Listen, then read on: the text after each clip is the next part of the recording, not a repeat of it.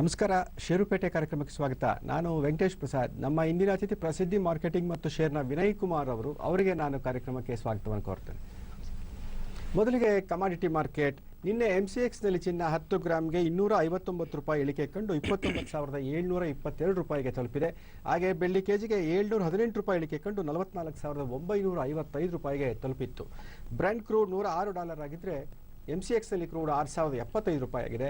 ಹಾಗೆ America dollar ಸೂಚ್ಯಂಕ 80.16 ಆಗಿತ್ತು. ಡಾಲರ್ ಎದುರು ನಿನ್ನೆ ರೂಪಾಯಿ 61 ರೂಪಾಯಿ 34 ಪೈಸೆಯಲ್ಲಿ ಅಂತ್ಯಗೊಂಡಿತ್ತು. ಈಗ ಕರೆನ್ಸಿ ಪೇಟೆ ಆರಂಭ ಆಗಿದೆ 61 ರೂಪಾಯಿ 7 ಪೈಸೆಯಲ್ಲಿ. ಅಂದರೆ ನಿನ್ನೆಗಿಂತ ನಾವು 27 ಪೈಸೆ ಮೌಲ್ಯವರ್ಧನೆಯನ್ನು ಡಾಲರ್ ಎದುರು ರೂಪಾಯಿಲಿ ನೋಡ್ತಾ ಇದ್ದೀವಿ. ಈಗ ನಾವು ಕಮಾಡಿಟಿ ಮಾರ್ಕೆಟ್ ಇಂದ ಶುರು ಮಾಡೋದು ಹೇಗಿದೆ ಕಮಾಡಿಟಿ ಮಾರ್ಕೆಟ್? ಈಗ ಚಿನ್ನದಲ್ಲಿ ನಾವೊಂದು ಕಂಟಿನ್ಯೂಸ್ ರ್ಯಾಲಿ ನೋಡಿದ ನಂತರ ಈಗ ನಾವೊಂದು ಕರೆಕ್ಷನ್ ಅನ್ನ ನಾವು ನೋಡ್ಲಿಕ್ಕೆ ಶುರು ಮಾಡಿದ್ದೀವಿ. ಈವನ್ ಈಗಲೂ ಸಹ ಚಿನ್ನ ಒಂದು ಬೈ ಮಾಡಲ್ಲೇ ಇದೆ, ಈಗಲೂ ಸಹ ಬೈ ಅಂಡ್ ಸೆಲ್ಲಲ್ಲೇ ಇದೆ.